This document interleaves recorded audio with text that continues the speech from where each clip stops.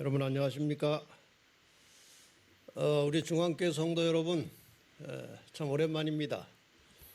대면에서 보기는 어렵지만 이렇게 온라인으로라도 함께 마주보고 하나님의 말씀을 나눌 수 있도록 기회를 주신 하나님께 감사하고 또 목사님께 감사를 드립니다. 오늘 기도주일 저녁 예배 시간에 예수를 깊이 생각하라, 이러한 주제로 좀 말씀을 나누겠습니다. 여러분이 잘 아시는 히브리서 3장 1절에 보면은 그러므로 함께 하늘에 부르심을 입은 거룩한 형제들아, 우리의 믿는 도리의 사도시며 대제사장이신 예수를 깊이 생각하라, 이런 말씀이 나옵니다. 예수를 깊이 생각한다는 것이 무엇인가? 예수를 깊이 생각할 때 실제적으로 우리 생활 속에 어떤 면이 실천되어야 하는가?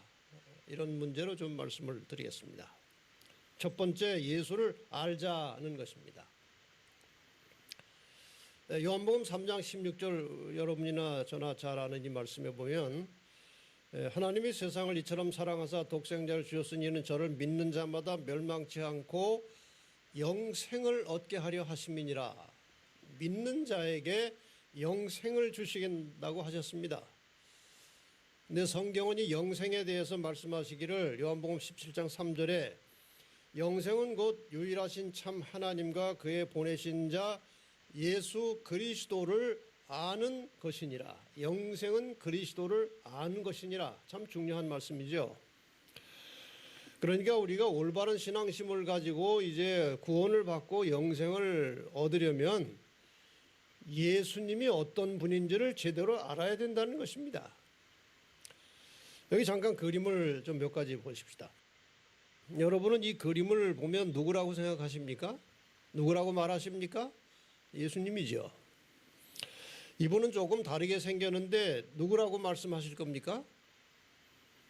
예수죠.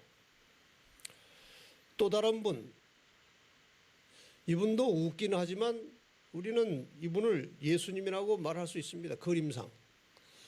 또 이분도 얼굴은 다르지만, 다른 그림과 얼굴은 다르지만 우리는 예수님이라고 말합니다. 이러한 예수 그림들이 무수하게 많습니다. 아프리카 사람들은 예수님을 저렇게 흑인처럼 그립니다.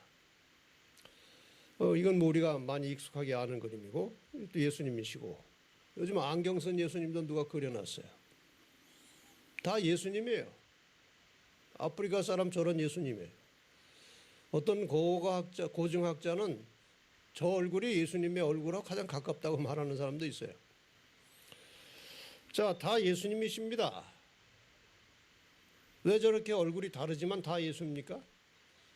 화가들이, 그림을 그린 사람들이 생각하는 예수가 다 다른 거예요. 마찬가지로 오늘날 예수 믿는 사람들이 알고 있는 예수는 저마다 다 달라요. 자, 그럼 과연 그 오리지널 예수, 그 예수를 어떻게 알 수 있을까 하는 것입니다. 어떻게 해야 정말 예수를 제대로 알 수 있을까요?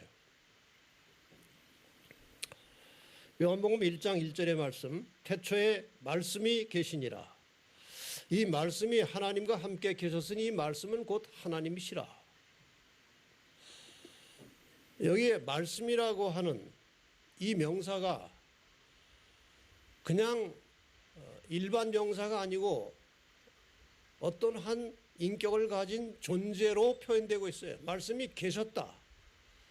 이 말씀이 특히 하나님과 함께 계셨다. 그런데 이 말씀이 곧 하나님이시다. 상당히 심오한 말씀이죠. 14절에 보면 이 말씀이 육신이 되어 우리 가운데 거하심에 우리가 그 영광을 보니 아버지의 독생자의 영광이요 은혜와 진리가 충만하더라. 이 말씀이 육신이 된 분이 누구십니까? 예수 그리스도이십니다. 그러니까 지금 이 요한복음 1장은 예수 그리스도를 말씀으로 표현하고 있습니다. 이 무슨 뜻인가 하면은 하나님의 말씀, 하나님의 생각, 하나님의 사상, 하나님의 뜻이 하나의 모양을 가지고 형체를 가지고 나타나셨는데 그분이 바로 예수 그리스도이시다 이겁니다. 그래서 예수 그리스도는 하나님의 말씀이라고 하는 표현이 성경에 자주 나타나고 있습니다. 예수는 말씀이십니다. 그런데 우리가 예수를 좀 보고 싶고 보아서 알고 싶은데 방법이 무엇입니까? 예수님을 보아서 알아야 한다면 어떻게 예수님을 볼 수 있습니까? 우리는 말씀을 통해서 예수님을 볼 수 있습니다. 직접 볼 수는 없지만 우리가 성경 말씀을 통해서 예수 그리스도를 깨달을 수 있고 느낄 수 있고 볼 수 있다는 것이죠. 요한복음 5장 39절에 예수님께서 친히 말씀하시기를 너희가 성경에서 영생을 얻는 줄 생각하고 성경을 상고하거니와 이 성경이 곧 내게 대하여 증거하는 것이라고 말씀하셨어요. 그러니까 우리가 예수를 알려면 성경을 깊이 알아야 된다는 것입니다. 그리고 성경을 정확하게 알아야 예수도 정확하게 알 수 있다는 것입니다. 그러니까 오늘날 이 성경을 제대로 깨닫지 못하고 이해하지 못하고 교회를 다니면서 예수를 믿는 사람들은 예수가 누군지도 잘 모르고 예수를 믿는 것입니다. 아마 예수님께서 이렇게 말씀하실 것입니다. 나를 알고 싶으면 성경을 유심히 봐라. 그렇게 말씀하실 것입니다. 여기 한 예를 들어보겠습니다. 엠마오로 가는 두 제자 이야기를 여러분이 잘 아십니다. 두 제자가 예수님의 그 죽음 사건 이후에 아주 낙심천만해서 엠마오의 자기 집으로 돌아가고 있었습니다. 근데 옆에 누군가가 하나 갑자기 나타났습니다.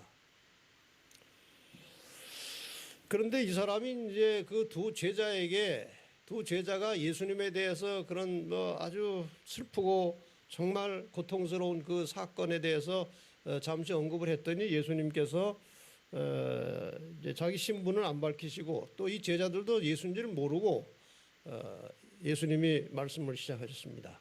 누가복음 24장 27절에 보면은 이에 모세와 및 모든 선지자의 글로 시작하여 모든 성경에 쓴 바 자기에 관한 것을 자세히 설명하시니라. 성경을 가지고 이 예수를 제대로 모르고 있는 두 제자에게 성경의 말씀을 통해서 아주 자세하게 예수가 누군지에 대해서 설명을 하고 가르쳐 주었습니다. 그런데 그냥 어렴풋하게 깨달았지 자기들과 함께 걸어가는 그분이 예수라는 사실을 전혀 몰랐습니다. 그런데 이제 그 사람들이 자기 집에 도착해서 예수님이 이제 가려고 하니까 좀 들어와서 식사라도 같이 하고 가시죠 하고 이렇게 예수님을 초청해서 이제 같이 들어왔습니다. 이제 이 밝은 데서 예수를 보니까 눈이 떠진 것입니다. 저희 눈이 밝아져 그인 줄 알아보더니 예수는 저희에게 보이지 아니하시는지라. 그동안 예수님께서 성경에 나온 예수님에 관한 모든 것을 자세하게 말씀을 하셨고 이 말씀을 들은 제자들이 방에 들어와서 실내에 들어와서 그분을 보니까 이분이 바로 그분이었어요.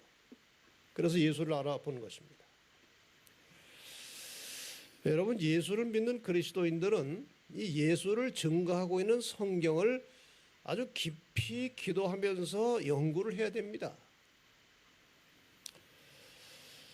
지금 제가 이 바다를 하나 그림으로 이렇게 올려 놓았는데 이 바다가 그냥 보면은 그냥 푸른 물입니다.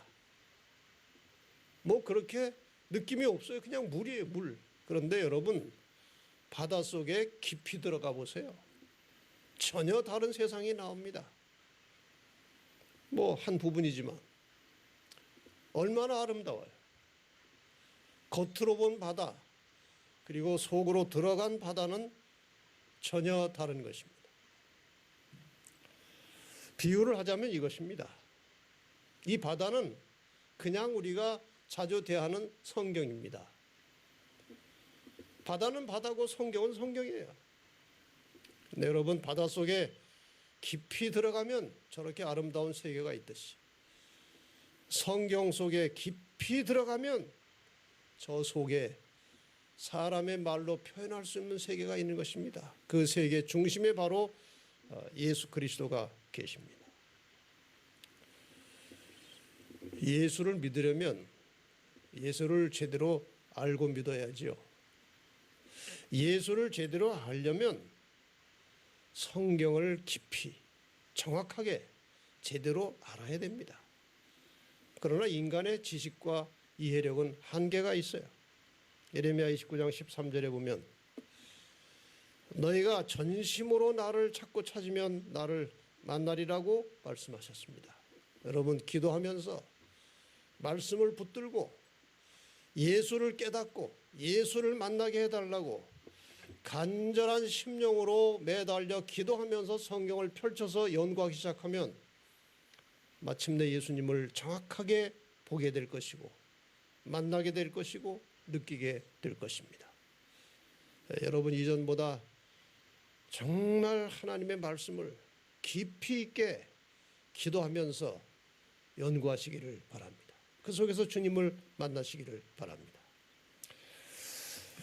그 다음에 두 번째는 예수를 만났으면 예수를 닮자는 것입니다. 이게 아주 중요한 것이죠. 성경 말씀 속에서 예수를 깨달은 다음에 그 성경 말씀의 진리를 순종하기 시작하면은 예수를 닮아가는 것이 정상입니다. 네, 복음의 본질은 하나님의 형상을 회복하는 것이라고 하는 말씀이 많이 나옵니다.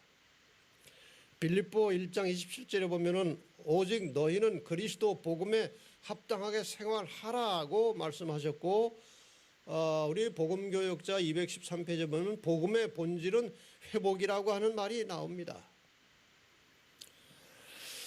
그 복음에 합당하게 사는 것이 무엇이냐? 우리가 복음을 듣고 그리스도인이 되었으면 그 복음에 합당하게 살다 보면 예수 그리스도를 닮게 되어 있고 그 예수 그리스도를, 죄인이 예수 그리스도를 닮아가는 것을 회복이라고 합니다. 이것이 복음의 본질이라고 하는 것이죠.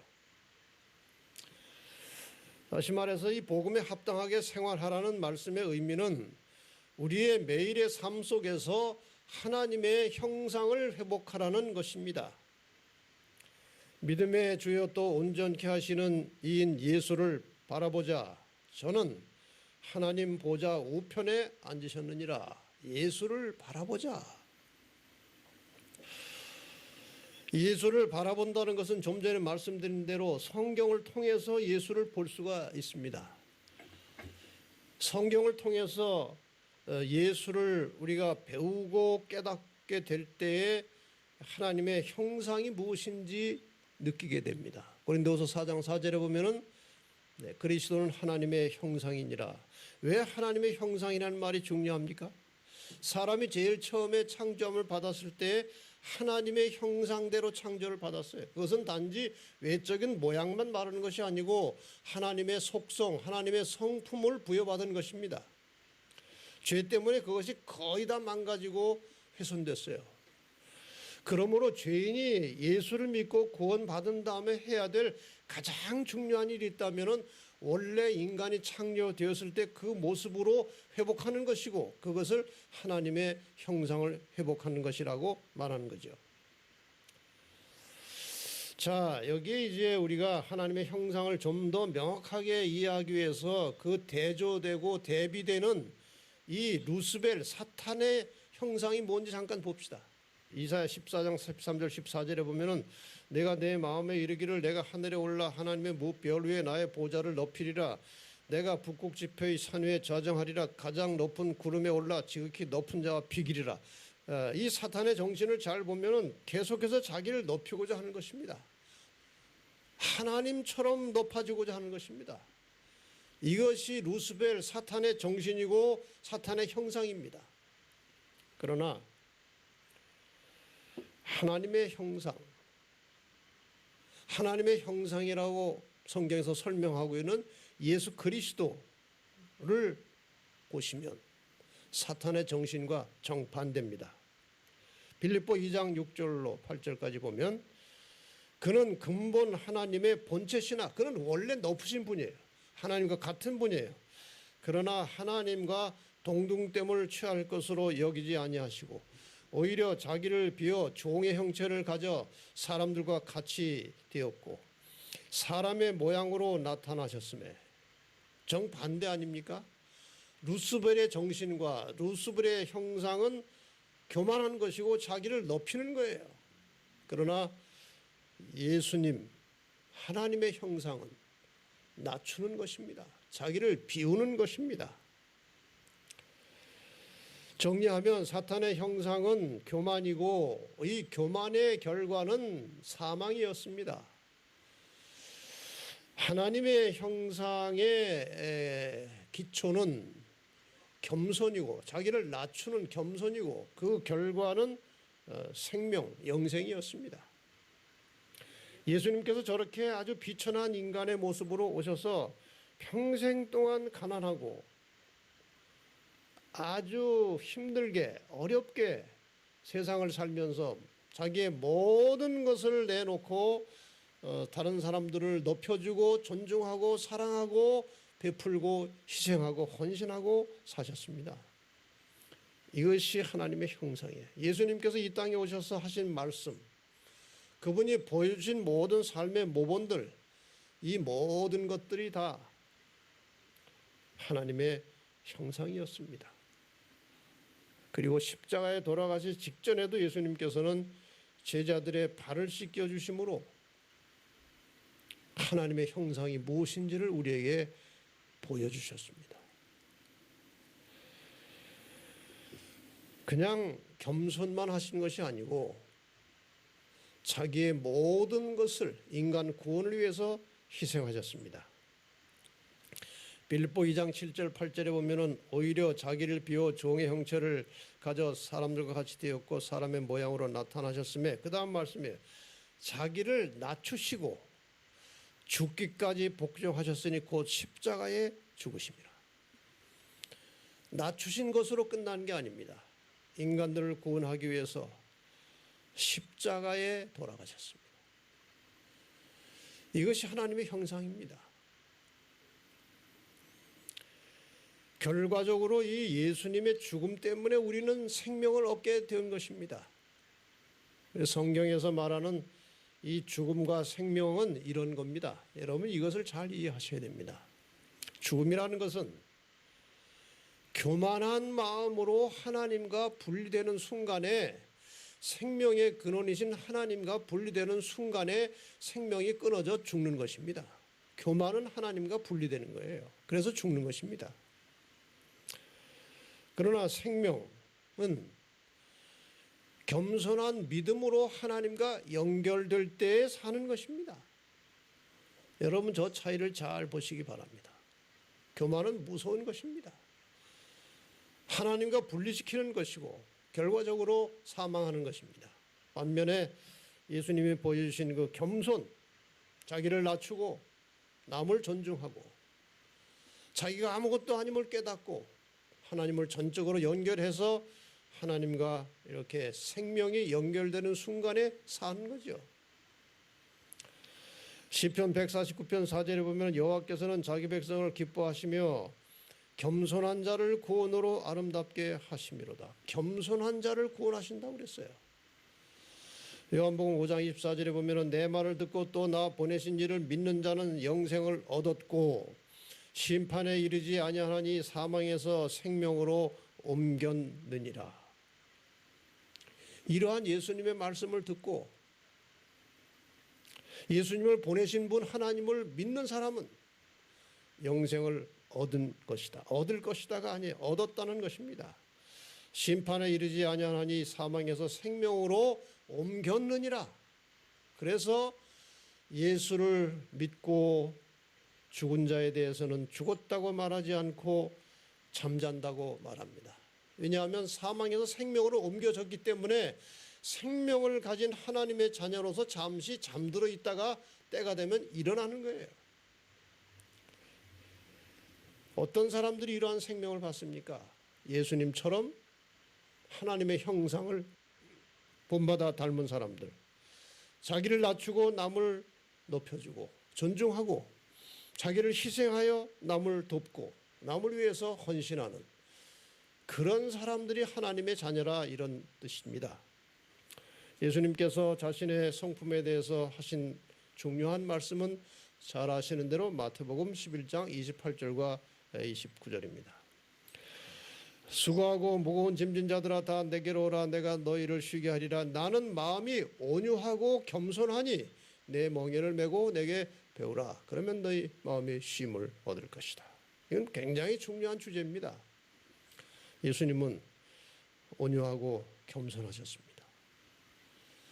여러분, 타고난 성품이 어떠하든지 간에 좀 과격하고 좀 이렇게 다혈질이고 그럴지라도 끝까지 자기를 깨트리고 갈고 닦아서 성령의 능력을 힘입어서 온유하고 겸손한 그리스도인으로 변화를 입으라는 것입니다. 이렇게 해서 예수님을 통해서 나타난 하나님의 형상을 그동안 제가 드린 말씀을 다 종합해서 정리해 보면 그분은 온유하시고 겸손하신 분입니다. 그리고 철저하게 자기를 희생하시면서 다른 사람을 위해서 봉사하시면서 평생을 사셨습니다. 그러는 과정 속에서 전도하셨습니다. 하늘의 복음을 전하셔서 사람을 살게 하셨습니다. 이러한 모든 하나님의 품성, 하나님의 형상의 중심이 바로 사랑이라는 거예요.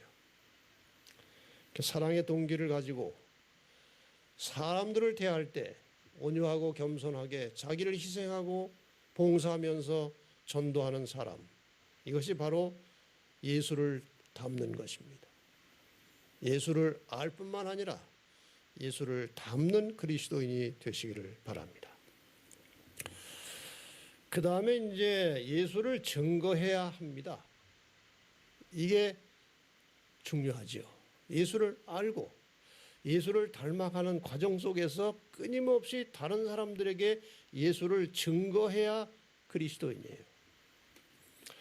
예수님께서는 두 가지 명령을 주셨습니다. 수고하고 무거운 짐진 자들아 다 내게로 오라는 말씀을 주셨고, 이 오라고 하는 명령은 내가 너에게 구원을 주겠다는 약속이 이제 보장되는 것입니다. 나에게 와라. 그럼 너희가 구원을 받는다.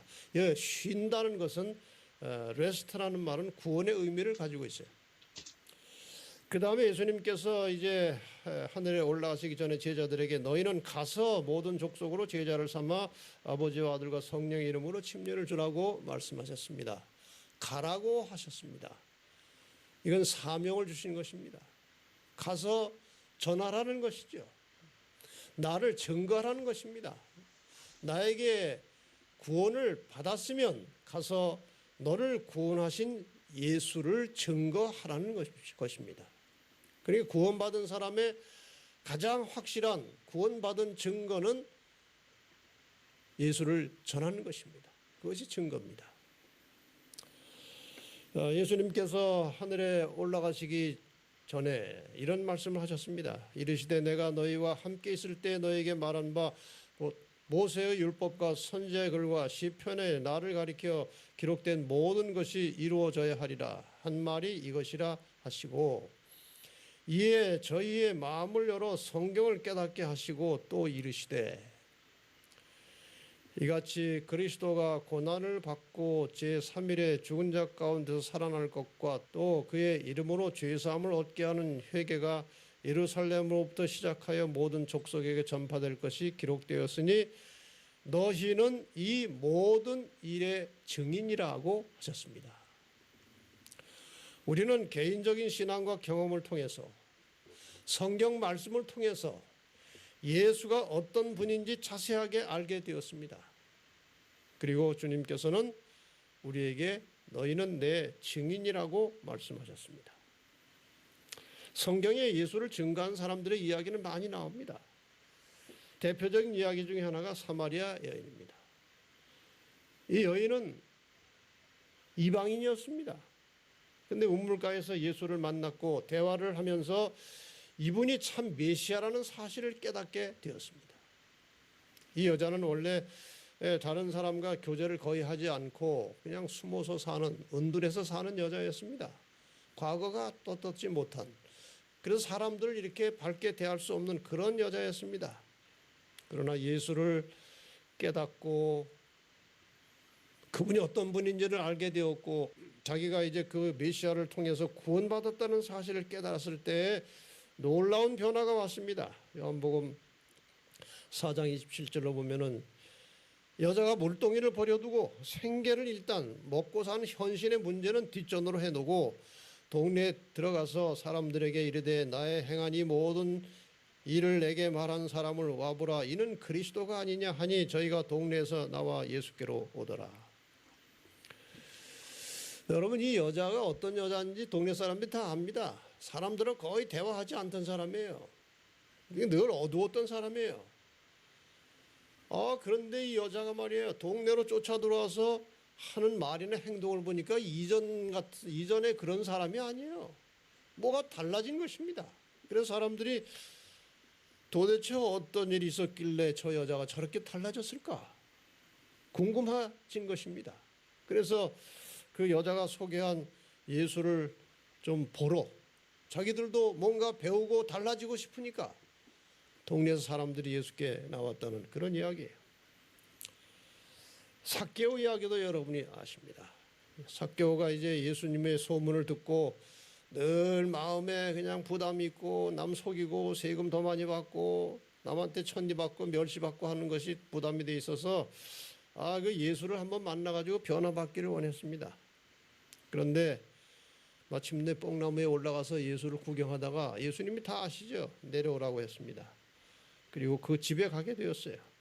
삭개오가 이제 예수님과 함께 식사하고 그 다음에 교훈을 받은 다음에 사람이 바뀌었어요. 내 소유의 절반을 가난한 자들에게 주겠사오며 만일 네 것을 토색한 일이 있으면 4배나 갚겠나이다. 예수께서 이르시되 오늘 구원이 이 집에 이르렀으니 이 사람도 아브라함의 자손이미로다. 여러분, 삭개오가 이후로 얼마나 예수를 증거했겠습니까? 아까 보셨던 엠마오 제자, 예수를 만난 이후에 어떻게 바뀌었습니까? 실망, 낙심해서 고향으로 돌아가다가 말씀을 통해서 그리스도를 배우게 되었고 그분을 만나게 되었을 때 그 시로 일어나 예루살렘에 돌아갔습니다. 뛰어갔습니다.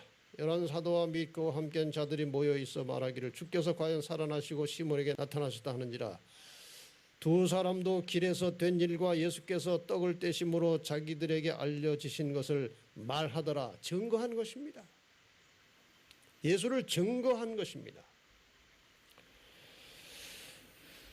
예수님께서 사도행전 1장 8절에 다시 한번 확인해서 말씀하십니다. 오직 성령이 너에게 임하시면 너희가 권능을 받고 예루살렘과 온 유대와 사마리아와 땅끝까지 이르러 내 증인이 되리라. 우리는 예수의 증인이 되어야 한다는 것입니다. 여러분, 이 세 말을 좀 잘 보시기 바랍니다. 증인, 증거, 증언. 무슨 뜻입니까? 증인이라고 하는 것은 법적인 용어입니다. 소송법상 법원으로부터 과거에 경험한 사실에 대해 진술하도록 명령을 받은 소송 당사자가 아닌 제3자를 증인이라고 합니다. 증거는 무엇입니까?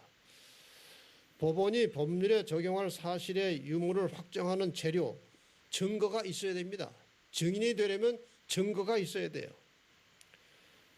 증언은 무엇입니까? 증인으로서 증거물을 가지고 사실을 있는 그대로 진술하는 것을 증언이라고 합니다. 우리가 예수를 증거하려면, 예수를 다른 사람들에게 전하는 증인이 되려면 증거가 있어야 돼요. 내 삶 속에 예수를 믿고 변화된 증거가 있어야 힘있게 증언할 수 있어요. 예수를 말씀을 통해서 알고 만나고 그 다음에 말씀 속에서 깨달은 바 그 예수 그리스도의 삶을 본받아서 살다 보면 변화가 일어나는 것이 있는데 그것이 바로 내가 예수를 믿고 있다고 하는, 알고 있다고 하는 증거입니다. 그 변화의 증거가 있어야 돼요. 그런 증거를 가지고 증언을 하는 것을 우리는 전도라고 합니다. 뭐 완전히 변한 다음에 전도는 불가능합니다. 그러나 조금씩이라도 내 마음이 달라지고 내 생활이 달라지고 변화되어 가는 그런 모습이, 그런 경험을 가지고 증언하는 것입니다. 내가 예수 안 믿을 때는 정말 우울하고 답답하고 그랬는데 예수를 믿고 나니까 희망이 생기고 용기가 생기고 내가 이렇게 기쁘게 되었다. 이런 증거가 있어야 되는 것입니다. 여러분, 예수를 잘 알고 배우고 증거하면서 예수님의 증인으로 사시기를 바랍니다. 나는 예수를 믿는 그리스도인으로서 예수를 알아가고 있는가? 그 예수를 닮아가고 있는가? 그 예수를 증거하고 있는가? 이것이 우리의 숙제입니다. 성경을 통해서 예수를 알 수 있고 그 말씀에 순종함으로 그를 닮게 되는 것이고 복음을 전함으로 그분을 증거하는 것입니다. 그러므로 전도를 하려면, 증인이 되려면 예수를 알고 그분을 진정으로 사랑해야 합니다. 변화에 대한, 예수를 닮고 싶은 그런 간절한 마음, 갈망이 있어야 됩니다. 그 다음에 일반인들, 비신자와는 무엇인가 다른 증거가 있어야 합니다. 그리고 영혼에 대한 관심과 그들을 위한 기도를 할 수 있는, 기도를 하고 있는 사람이어야 합니다. 더 나아가서 자신의 소유를 나누면서 베푸는 삶이 필요합니다. 증인이 되려면, 전도를 하려면 이렇게 해야 된다는 것이죠. 더 나아가서 예수님의 말씀을 가르치거나 전해줘야 됩니다. 그게 증인입니다. 전적으로 성령의 역사에 의존하고 살아야 되는 것입니다. 이 모든 인간의 변화나 성경을 통해서 그리스도를 깨닫는 것이나 그 깨달은 바 말씀을 실천하고 순종함으로 예수를 닮아가는 일이나 그 예수를 내 생활 속에 다른 사람들에게 증거하는 일이나 다 이것은 성령의 능력과 역사를 통해서 이루어지는 것입니다. 그래서 우리의 모든 영적인 삶에 성령의 역사를 의존해서 살아가는 신앙이 필요한 것입니다. 끝으로 이 내용을 명심하시기를 바랍니다. 전도는 선택 과목이 아니라 필수 과목입니다. 하면 좋고 안 해도 되는 것이 아니고 반드시 해야 되는 것이 전도입니다. 그래서 첫째, 구원에 대한 확신과 기쁨과 감사가 있으면 전도를 하지 않을 수 없게 됩니다. 예수님의 품성, 온유하시고 겸손하시고 희생하며 봉사하신 그 예수님의 삶을 본받아서 실천하면 전도의 문은 저절로 열리게 되어 있습니다. 그리고 전도하려면 말씀 연구 부지런히 하고 영혼을 위한 기도를 계속해야 된다는 것입니다.